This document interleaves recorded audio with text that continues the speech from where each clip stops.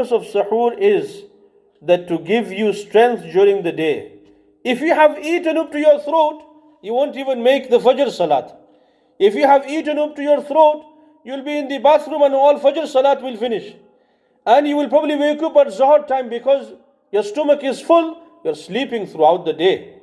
So think before you eat, what quantity am I going to eat the sahur?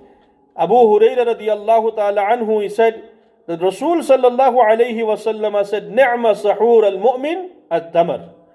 That the most beneficial sahur that anybody can eat is the tamar, the date. That if you don't have anything else to eat, or even if you do eat some other things, then eat 1 or 2 dates, because of the many benefits that there are in eating dates.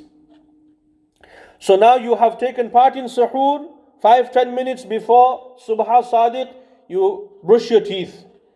Brush your teeth, clean, rinse your mouth out, do miswak of the teeth and miswak of the tongue as well. If you want to use your mouthwash, use it now as well. So that then later on when you wake up, you don't have to use toothpaste, you don't have to use mouthwash when you're in a state of fast. So you've cleaned your mouth out. Rasul sallallahu alayhi wa sallam said, وَلَخَلُوفُ فَمِ الصَّائِمِ أَطْيَبُ عِنْدَ اللَّهِ مِنْ رِيحِ الْمِسْكِ. That the odor in the mouth due to fasting, that is more dear to Allah subhanahu wa ta'ala than the fragrance of mushk. Now that doesn't mean that the bad breath in your mouth or on your tongue, the food that remains from the time of suhoor, that's bad breath. That's not what Allah's Rasul is referring to. Allah's Rasul is referring to khaluf, which due to the stomach being empty, this odor that rises and then which is found in the mouth, that is the khaluf that Rasul sallallahu alayhi wasallam is referring to. So we've eaten sahur, brushed our teeth, used the miswak, cleaned our tongue as well, and now we are ready for our fast. Make intention. Making intention is fard. How do you make intention? So you can, in your own language, Arabic, English, Urdu, Bangla, whatever language you know, you make yourself conscious in your mind that tomorrow I am fasting, a fast of Ramadan, or that I am fasting the Ramadan fast tomorrow, and that's your intention complete. If you can't read the long du'as which are written in Arabic in books which you may have purchased or you may have, or are written on the timetables, then it doesn't matter. The intention is made by the heart. If you have woken up, you're taking part in suhoor, you're getting ready by brushing your mouth, brushing your teeth, cleaning your mouth, etc. That's already intention in a way made, because you're doing all this. Why? Because you're going to fast the next day. But intention is fard, is compulsory. You must make intention that you are fasting as a Ramadan fast. Now throughout the day, engage in ibadah. Obviously you will pray Fajr Salat after that, and then you may rest for some time, or you may start preparing for school, college or work. Now throughout the day you're worshipping Allah Tabarak wa Ta'ala. Maghrib time, this is the iftar time. So people are busy in planning that we're going to meet up, we're going to gather.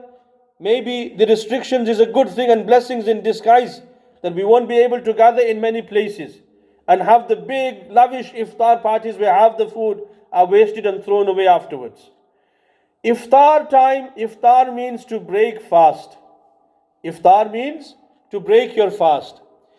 If you look on the timetable, it will say Maghrib time. It might say iftar time, and then it will say Maghrib time maybe 5 minutes after the iftar time, or Maghrib time is 10 minutes after the iftar time. That is, that iftar time is the sunset time where you can break your fast. Now night has started, but 5 minutes, 10 minutes allowance is given so you can break your fast, eat, maybe at home, and come to the masjid so you can pray your Salatul Maghrib in congregation. Now, don't follow what it says, the time it says on the BBC or on the internet, on the different sites. but rather follow the precautionary time that has been given on our timetables. Like I said, the maximum will be only 3, 4, 5 minutes difference. Reason for that is that the way that the calculations are made on the websites or by the channels is not truly reflecting the sunset time that we want to break our fast in Islam. And that's a different subject as well. But as advice, I would say follow the precautionary time on your timetables of the additional 5 minutes or 3 minutes of fasting. Iftar time, what are we going to do? How are we going to break our fast? What are we going to eat first? So, at the time of suhoor, at the time of iftar, remember this, that du'as are accepted.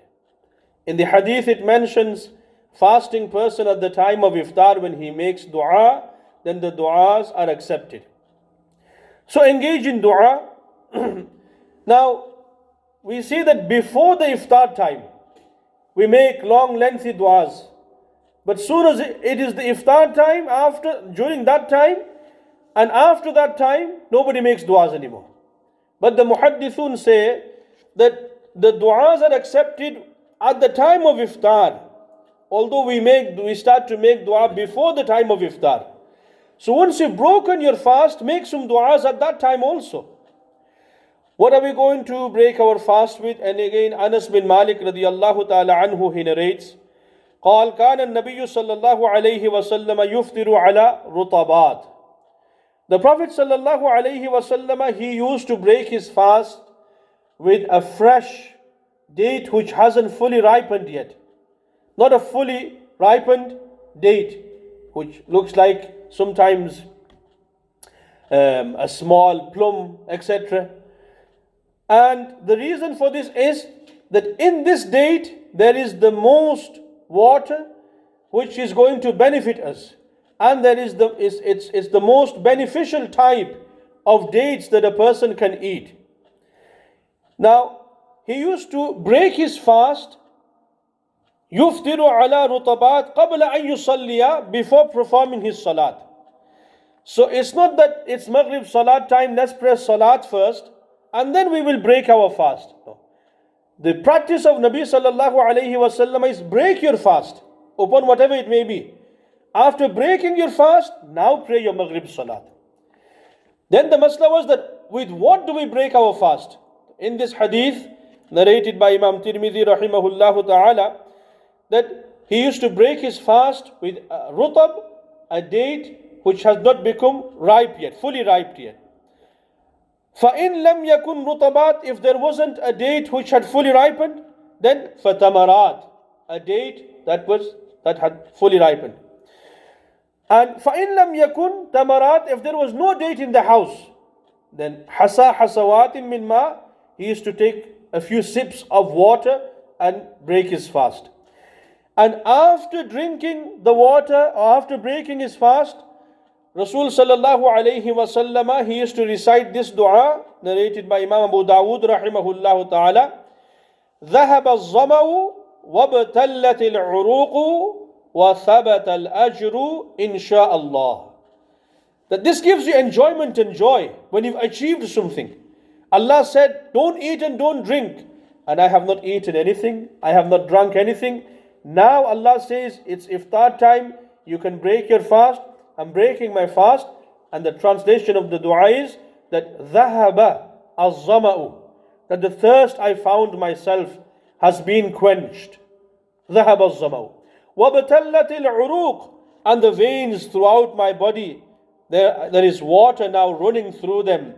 And وَثَبَتَ الْأَجْرُ, the reward that Allah has promised for a fasting person, inshallah, God willing, has been now established and recorded in my book of deeds. So this was from suhoor till iftar. Now we are going to inshallah learn some masail. First mas'ala is that upon whom is fasting fard? A person who is a Muslim and he or she is baligh or baligha, if through the natural ways they have not become baligh, mature or baligha, then 15 lunar years, if they have reached 15 lunar years completed of their life, 15 years of age, then now they will be regarded as a baligh or baligha, a mature Muslim, and fasting will be fard upon them. A person who is sick, Allah Tabarak wa Ta'ala, we didn't go into the verses of Surah Al-Baqarah, but in those verses, after mentioning that fasting is compulsory, Allah says, فَمَنْ كَانَ مِنْكُمْ مَرِيضًا أَوْ عَلَى سَفَرٍ فَعِدَّةٌ مِّنْ أَيَّامٍ أُخَرٍ. Two groups of people have been mentioned here who are exempt from fasting. Number one is marid. فَمَنْ كَانَ مِنْكُمْ مَرِيضًا. Whoever is sick amongst you, or whoever is a traveler, أَوْ عَلَى سَفَرٍ فَعِدَّةٌ مِّنْ أَيَّامٍ أُخَرٍ. It is permissible for him not to keep a fast during that day, and later on when Ramadan finishes, he should make qaza of that day which has been missed.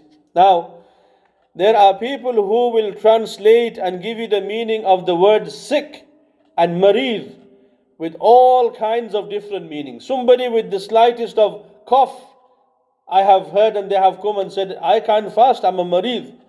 Somebody with the slightest of depression says, I can't fast, I'm on tablets for my depression.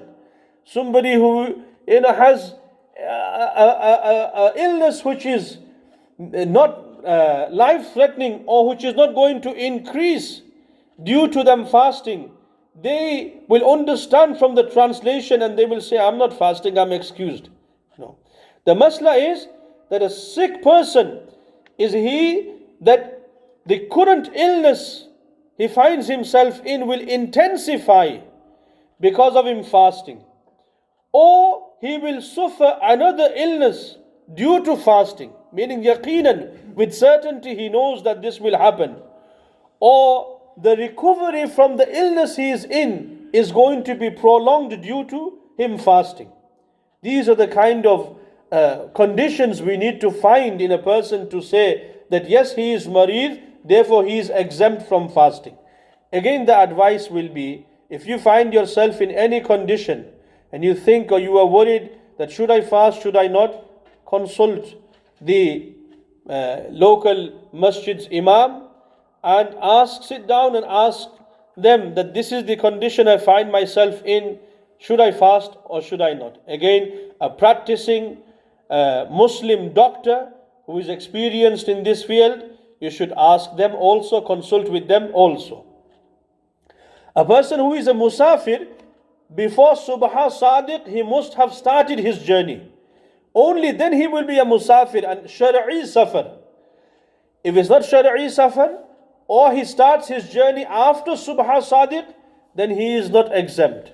For example, Subha Sadiq is at 5 o'clock. As an example, Subha Sadiq is at 5 o'clock.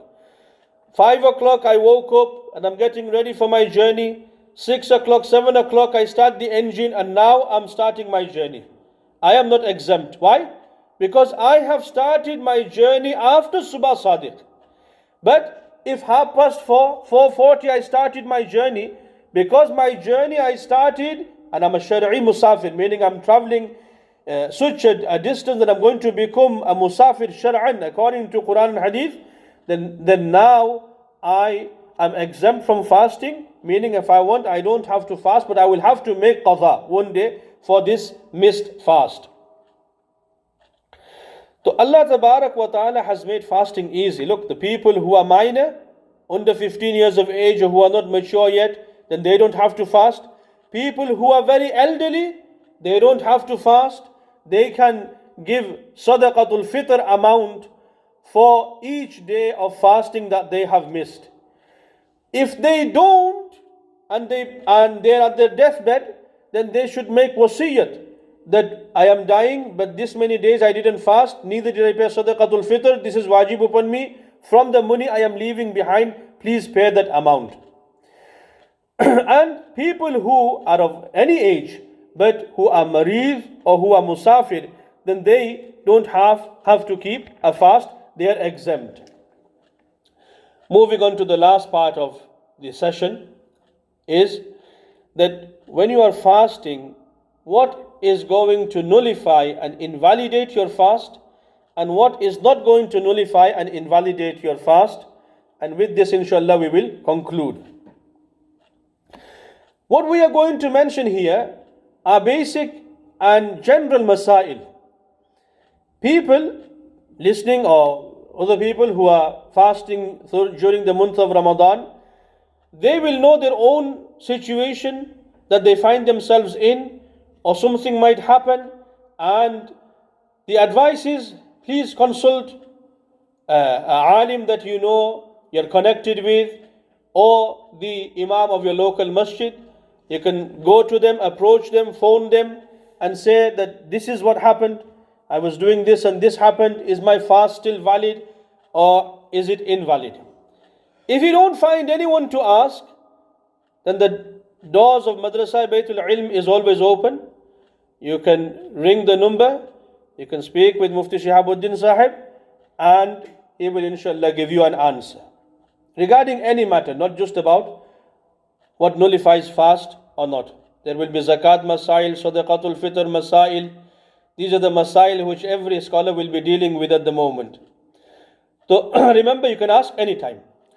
First of all, we will go through a list of things which do not nullify the fast. It does not make your fast invalid. Okay. Number one is, if a person eats or drinks forgetfully. Remember these words, forgetfully. That's the key word here. You have eaten or you have drunk something, forgetting that you are in a state of fast. What do we mean that forgetfully he ate and he drank? Meaning that he did not have the conscious that he is in a state of fast. So whilst not conscious of being a fasting person, he ate and he drank, then his fast is not going to break as long as he stops as soon as he remembers. Now this may happen because, like I said, if for 11 months now a person hasn't fasted, and now he's going to fast the first day, second day, is very prone to making errors and mistakes. So 11 months he's not fasted, first of Ramadan he goes to work, or he goes to school or college, or she, and his colleagues, they're non-Muslims, not fasting, and somebody opens a box of chocolates and he goes around every desk giving everyone, you take yours, everyone's eating theirs now, and you forget that you're fasting because yesterday you were eating with them, and today you open your chocolate, you're eating away, and then suddenly somebody says, are you not fasting? Or suddenly you remember, I'm a fasting person. So the chocolate you have eaten, it's not going to invalidate your fast. All these masails are proven from Quran and Hadith. Time doesn't allow us to go into each of the narrations, but your fast is not going to break. Number two is swallowing one's own saliva. We see sometimes that during the month of Ramadan, people start to spit a lot. And I don't know why. Because swallowing your saliva is not harmful to you, is not going to invalidate your fast. Sometimes we see that people, they come out of their car, they're outside, they're spitting, they come out of the masjid and they're spitting. There's no need for this. You can swallow your own saliva. Just don't add a lot together and then try to swallow. That is makruh.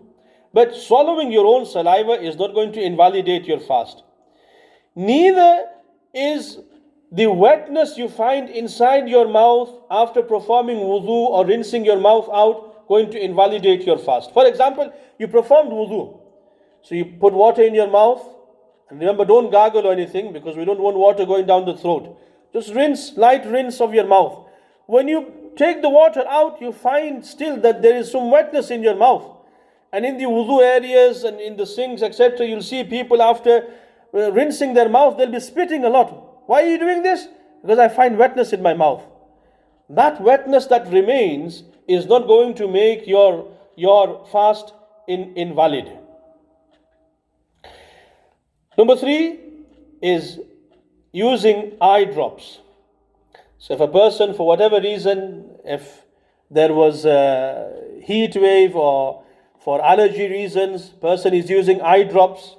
Using eye drops, your fast is not going to become invalid. And this is the same mas'ala for a person who wears contact lenses. Placing the contact lenses inside, wearing it all day, removing them, this is not going to make your fast invalid. Number 4 is inhaling smoke or dust unintentionally. That's the key word again. Unintentionally. For example, there is a fire burning here and it's outside. Okay? Outside there is a fire burning and you have to pass by that fire which is burning. If you don't pass by, you can't go to your house or your office or your school or wherever you're traveling to. So now that fire and that smoke is spreading everywhere. It's not intentionally that you are inhaling that smoke. It's unintentional. Therefore, your fast is not going to become invalid. In the same way, you're walking outside on the street and there's another person there who is smoking. So there's a smoky atmosphere there. But you need to walk past. This is passive smoking. This is unintentionally you inhaling smoke because you have to breathe. So unintentionally inhaling smoke is not going to render your fast invalid. Number 5 is using oil, creams that you're going to apply on your skin, on your hair, using deodorants, and similarly using nicotine patches. If anybody uses them, then the fast is not going to become invalid. Number 6, which is one people might want to listen to, is injections. As long as the injection, meaning whatever is being injected into your body is not being injected into your stomach, then your fast is not going to become invalid. Okay? So injection into the veins, injection into the muscles, etc. All of these types of injections are not going to make your fast invalid. If somebody has an appointment to go for their COVID injection, then they can go and they can say to their friends afterwards that I had my injection whilst fasting. Do go, don't miss your appointment. Go and have it. Your fast is not going to become invalid. Blood tests. If you have to go to the doctors for a blood test, don't delay it. Go for your blood test. Your fast is not going to be invalid. Withdrawing blood to check your sugar level. People who are diabetic, they have to take some blood out, place on a strip to check their sugar level. That is not going to break your fast. Cupping is not going to make your fast invalid. However, because a lot of blood is going to be taken out, it may weaken you and you may feel weak and you may be encouraged to break your fast. That's why if it's going to weaken you, it will be makruh. Best thing is to delay cupping. Blood transfusion or blood donation, these are not going to make your fast invalid. Moving on to the next is dentist. The best advice is, if you don't have to go, you can't delay it. If it's not an emergency, if it's not a tooth extraction, etc., delay it. After Ramadan, you can go. But if you did go to the dentist and you had some treatment, as long as nothing, the water that's used or anything else that's used, liquid, whatever, it does not enter your mouth, it does not go down your throat, then your fast is not going to be invalid. It won't be nullified. If it goes down your throat, then your fast is going to be nullified. That's why best thing, there's a high possibility because you've got your mouth open and there's all sorts that the dentist is doing with tools, etc. You can't just push him away and close your mouth and say that, something's going down your throat. It might be too late. If you can't delay it, but if you can't, you went to the dentist and nothing went down your throat, then your fast is okay. It's not broken, inshallah. No, the next one is vomiting. A person, he vomits. If he vomited unintentionally, again that's the key word here, unintentionally he vomited, his fast is not going to break. If he vomits intentionally, but the vomit is less than mouthful. Mouthful means that you can't keep it in your mouth anymore, you have to let it out now. So if he vomits unintentionally, his fast will not break. But if he vomits intentionally, then as long as it is less than mouthful, his fast is not going to become invalid. There are many other masail which you can refer to your local scholars. Now we will move on to what invalidates the fast. Eating or drinking. Number one, eating or drinking intentionally will break your fast. So you started your fast and now you thought, I'm not fasting anymore. There is no Shari'i reason. Without a valid Shari'i reason, you just decided you're not going to fast anymore and you ate something, drank something. Now in this scenario, your fast will break. You will have to keep one day's qaza, but you will also have to give expiation, kaffara. So kaffara will be 60 days of fasting consecutively, one after the other, plus the one day that you missed. So it will be 61 days of fasting. And if a person can't fast for 61 days, then he will have to feed 60 people 2 times meal per day. Afternoon meal, evening meal to 60 people per day, 2 meals. So eating or drinking intentionally, that will make qaza and kaffara necessary. But eating or drinking accidentally, that's the key word again, accidentally. If a person he eats or drinks something accidentally, then his fast will break. He will have to keep one qaza, but there's no kaffara. Let me give you an example, because sometimes people can't differentiate between eating and drinking something forgetfully and accidentally. The difference is, in eating and drinking something forgetfully, you were not conscious of your fast, but accidentally you were conscious of fasting, but something happened that it went down. For example, you're performing wudu.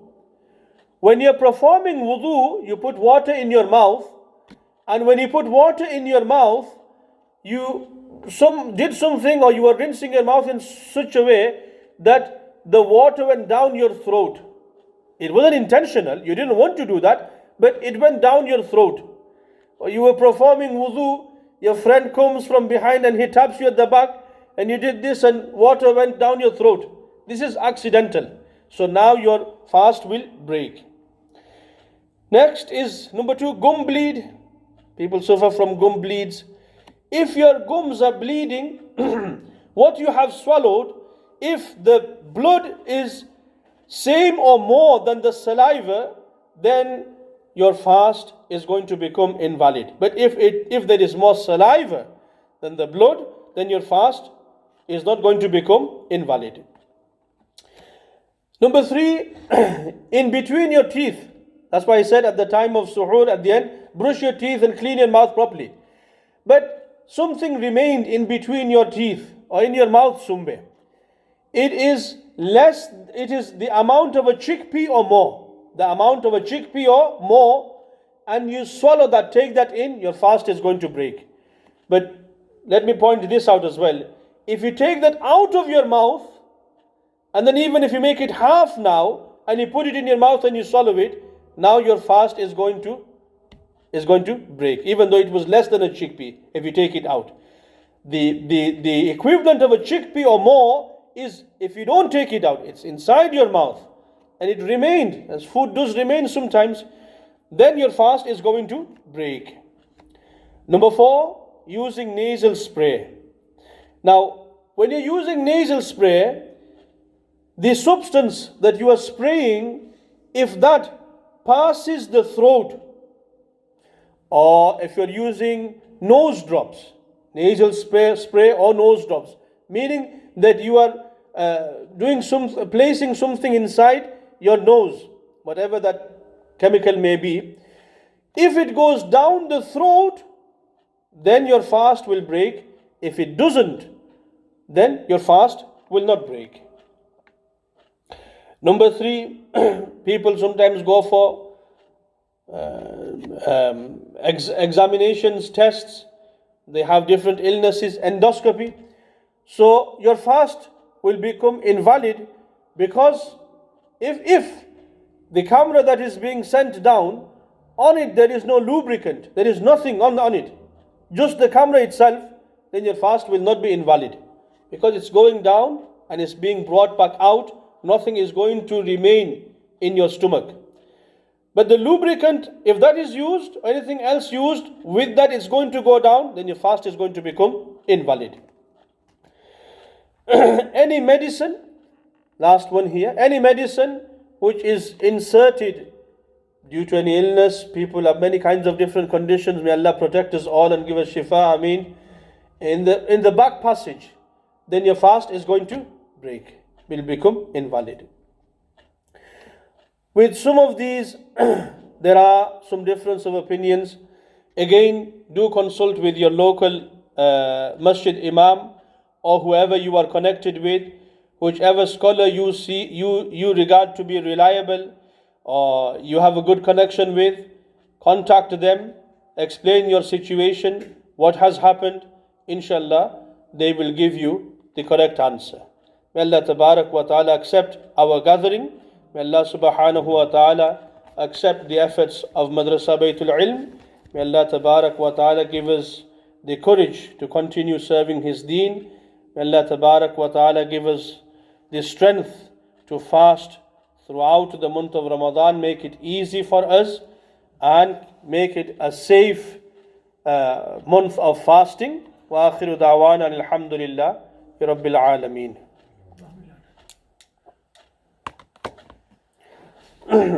اللهم صل على سيدنا مولانا محمد وعلى آله وأصحابه وبارك وسلم.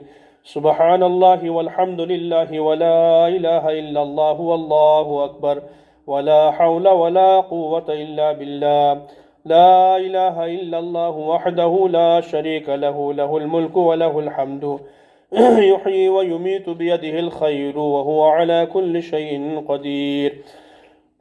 اللهم ربنا ظلمنا أنفسنا وإن لم تغفر لنا وترحمنا لنكونن من الخاسرين. اللهم ربنا آتنا في الدنيا حسنة وفي الآخرة حسنة وقنا عذاب النار. اللهم إنا نسألك علما نافعا ورزقا واسعا وشفاء من كل داء. اللهم رب اغفر وارحم وأنت خير الراحمين. اللهم بارك لنا في رجب وشعبان وبلغنا رمضان. O Allah, accept our gathering of today. O Allah, help us to fast throughout the month of Ramadan. Make the fasting of the day easy upon us all. O Allah, make it a safe Ramadan.